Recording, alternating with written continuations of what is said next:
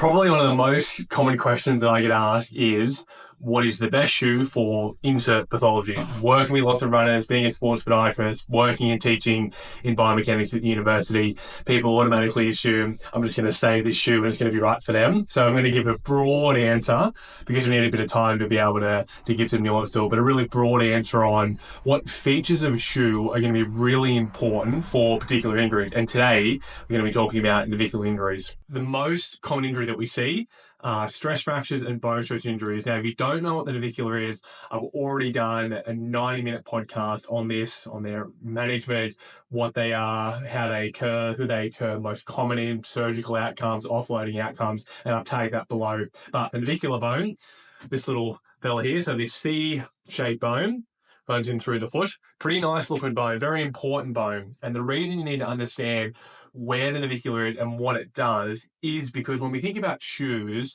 it really does not matter about the brand. That's really important that you understand that. Brand doesn't matter.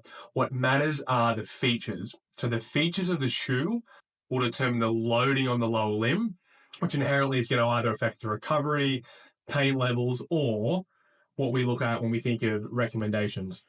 So to understand what shoe features are going to be important, knowing the loads to the navicular. So if we think generally of a walking cycle, heel strike, mid stance, push off. When are the loads going to be the highest? It's going to be halfway through mid stance, where we have our body coming down over the navicular, then when we're pushing off. And the reason for that is when we're walking, the foot needs to be nice and stable. You can see we've got a lot of bones and a lot of joints. When we're putting weight through the foot, all the bones and the muscles will cause this, in combination with some other connective tissue, will cause the foot to come quite compact. Now, navicular being in the middle means that we're going to have quite a lot of compressive and shearing loads in through that bone. So when we think of features, it's going to be what features will unload that bone during those two parts of the walking cycle. And as an example of what's not going to matter, we have a really cushioned shoe and we come down and strike on the heel. It doesn't really matter if it's cushioned, not cushioned, or flat, because that's not going to affect those bones and that navicular in through the midfoot. The other important part of the walking cycle that we're trying to have an effect on is when we're in this middle part of what we call mid-stance, we naturally have a pronatory moment in through the foot. So that's where the foot will roll in and our arch will deform and get lower. And what that means is the strain in through the navicular is going to be a little bit higher. Listen to this podcast I've tagged below, watch this Instagram video to understand the biomechanical loads more. But what that means is from a shoe point of view, we're looking for something that gives stability in what we call the frontal plane. So this way and that way, in combination with some other things when we talk about geometry and pitch within a shoe. I've spoken about we need some stability in the frontal plane. The other one, what we call the sagittal plane, we want to have some pitch or what we call heel lip. So if I say this is 0 degrees, and let's say for argument's sake that we're going to propel up to here, and let's just call that 6 degrees, 0 to 6. If I'm starting from flat, I have to move all the way through that range of motion.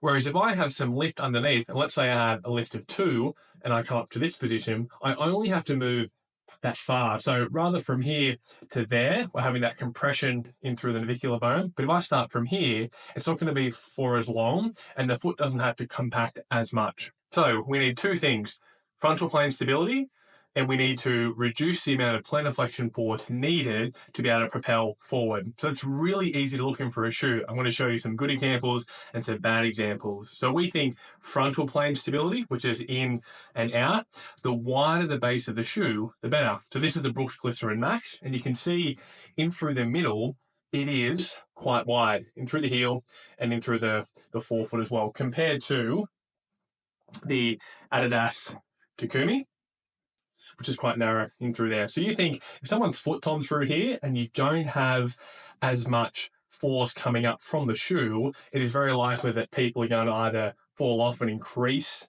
how much mobility they have in the frontal plane, which we know is going to increase more stress into the navicular. So first option is to look for a shoe that has a very wide geometry, and most shoes these days will have that, and that geometry is how they get their stability. Second, as we spoke about, we want pitch, and that's the difference between the back and the front. So if this is 30 mil and this is 20, that would be on a 10 mil pitch. So to give a good example, the Brooks Glycerin, now this version sits on a 10 mil pitch. So as I was saying, difference between the back and the front. So that means when I'm striking on the heel, again, not going to influence the navicular much. When I come down into this position, because the shoe's already lifted me up, I don't have to go into as much plantar flexion because I'm already lifted up compared to if I was zero and down in through here. We have frontal stability and pitch in a shoe. They are the two most important factors when it comes to offloading the navicular.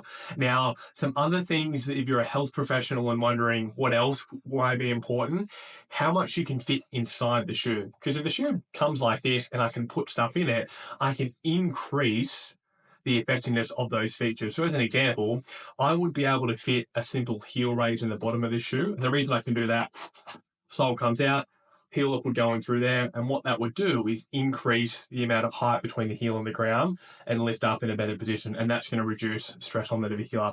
The other thing that I can do is using simple inner soles that have some stiffness in through the arch, because that's going to reduce how much that arch will deform, which inherently will reduce the stress on the navicular. So thinking those two characteristics, a third one I would just call volume in the shoe. So going back to the Takumi, I can't really fit much in through there.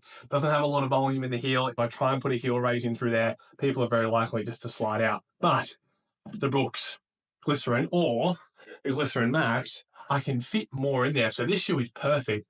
Wide base, relatively high at the heel. That doesn't matter too much because I can put that heel lift in through there, and it has plenty of room to put an orthotic in through there.